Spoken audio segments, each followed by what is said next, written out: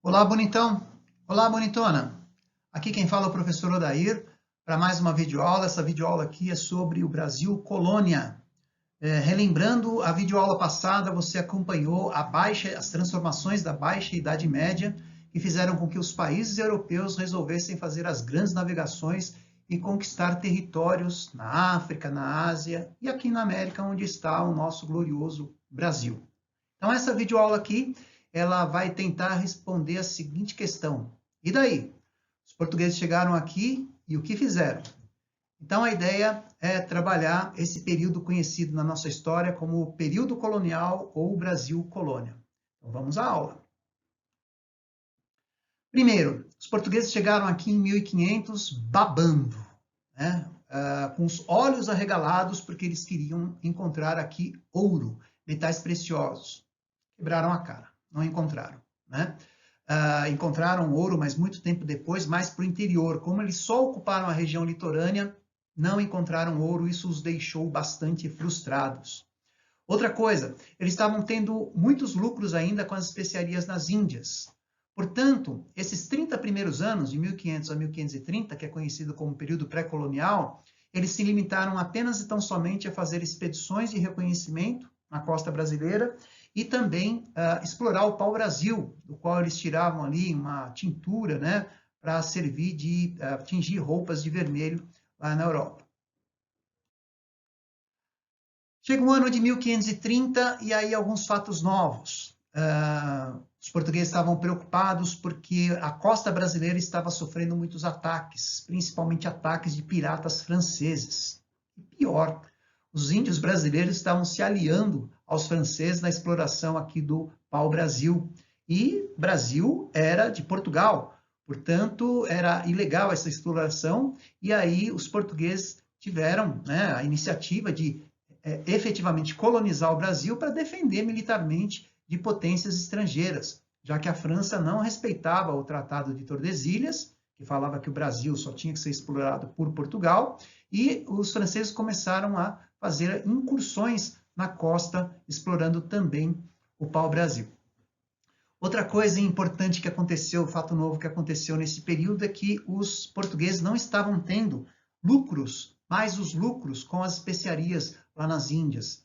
Então, a ideia deles era óbvia. Vamos ocupar o Brasil e tornar o Brasil uma terra produtiva que nos dê lucros e, ao mesmo tempo, defender o Brasil de ataques estrangeiros. Por isso que você vê o bonitão aqui, né, Martim Afonso de Souza, nomeado pela coroa portuguesa para iniciar a colonização.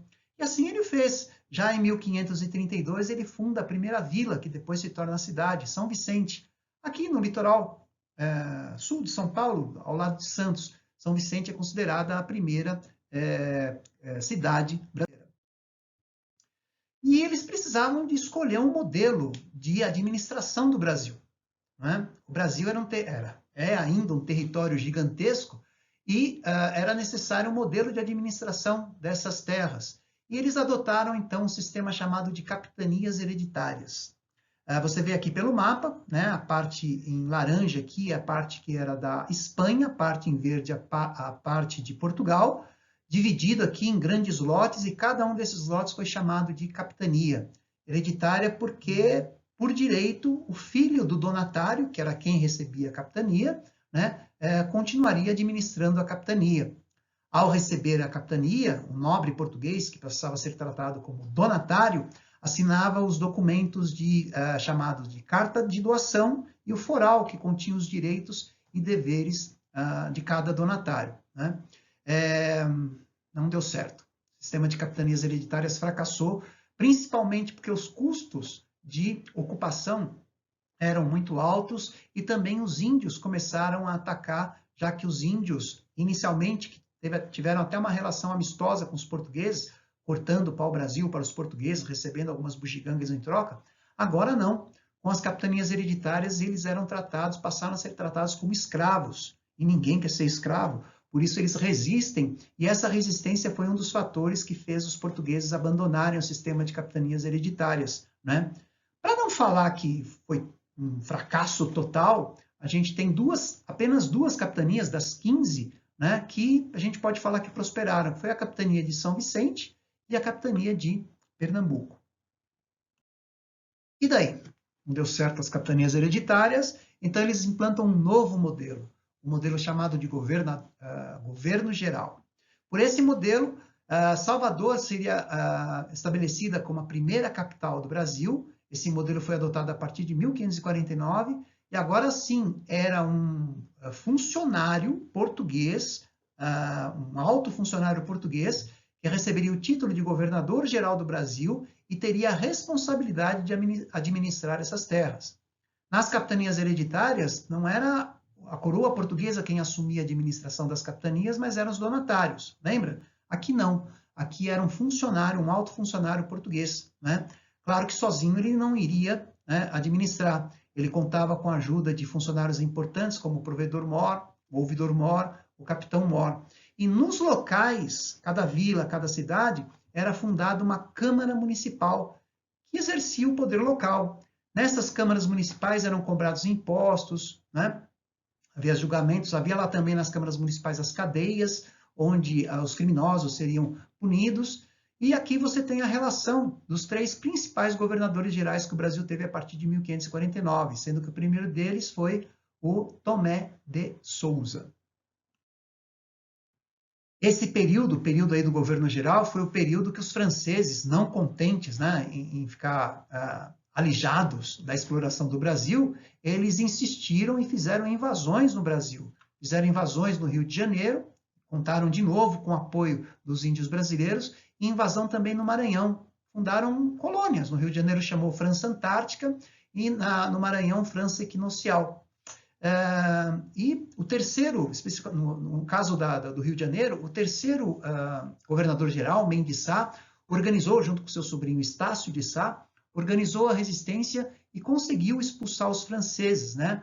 Os índios passaram para o lado dos portugueses, os índios gostavam inicialmente dos franceses, mas passaram para o lado dos portugueses graças à ação dos jesuítas, né? Os religiosos que vieram para o Brasil para promover a catequese dos índios. E, além do sistema administrativo, os portugueses precisavam de adotar um modelo de exploração econômica do Brasil. E esse modelo foi a indústria, chamada indústria açucareira, o açúcar. E por que o açúcar? O açúcar era um produto novo novo na Europa, portanto tinha um amplo mercado consumidor. O açúcar, era a cana-de-açúcar que se faz, o açúcar, era um cultivo que os portugueses já conheciam em outras experiências que eles tinham, né?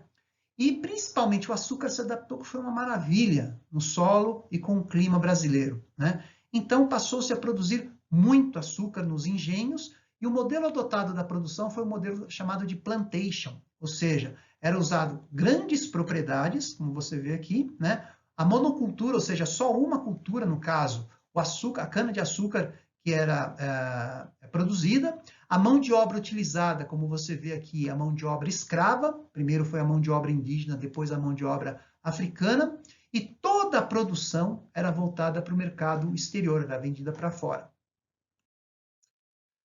Aqui a gente tem uma imagem de um típico engenho, né?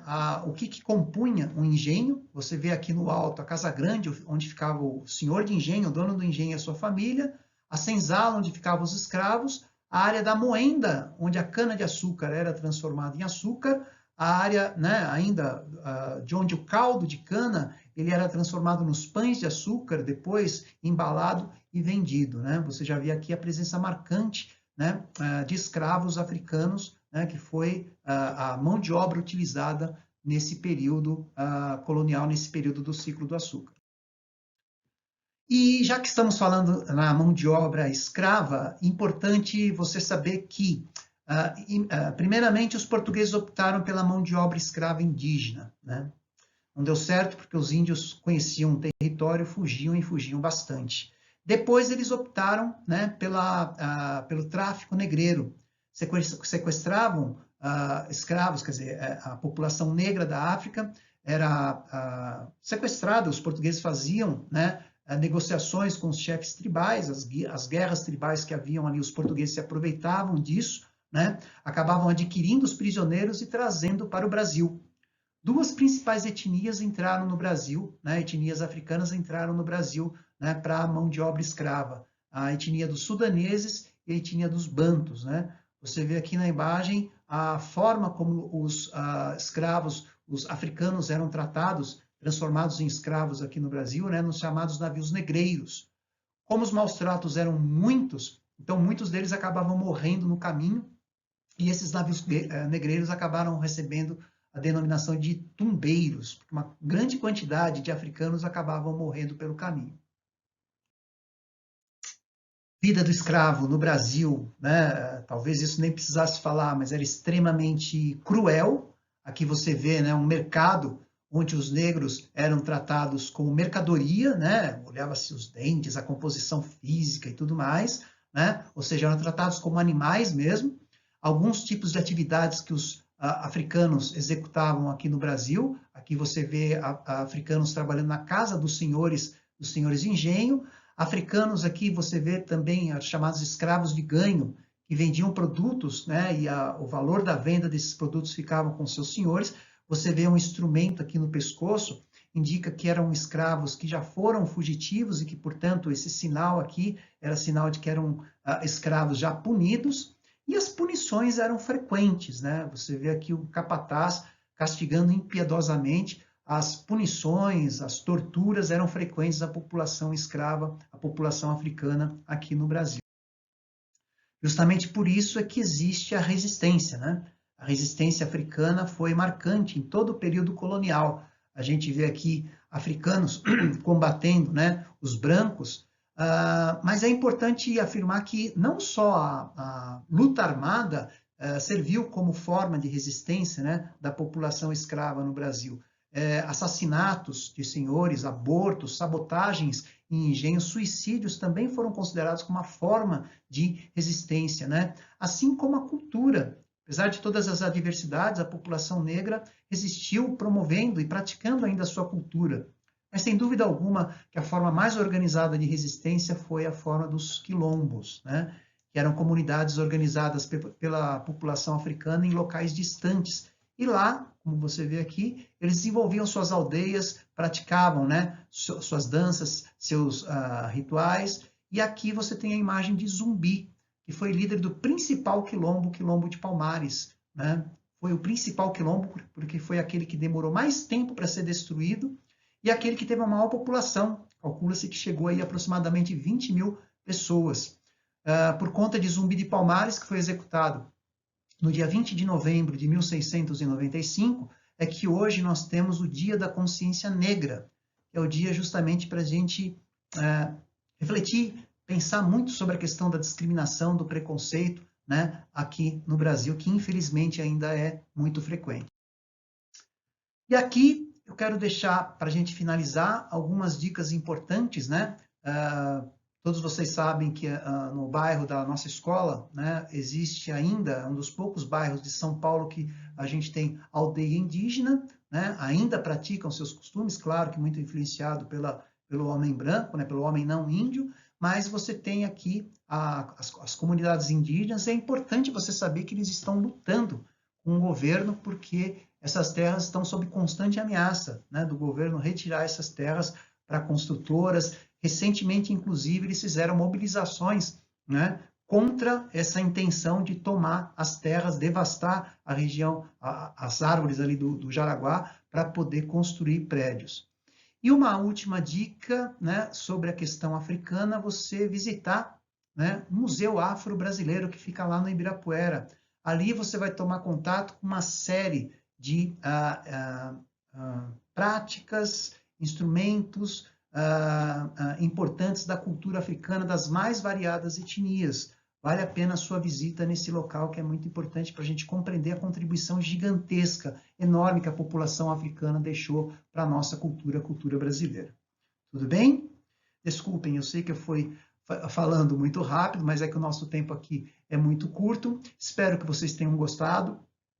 Anote aí as suas dúvidas para você poder, né, esclarecer, perguntar através dos canais que a gente tem de comunicação, né, e assim tornar a nossa aula mais dinâmica, tornar a nossa aula mais interativa, ok? Agradeço muitíssimo a sua atenção desde o começo, a sua paciência. Obrigado, um abraço a todos e até o próximo vídeo. Tchau, tchau.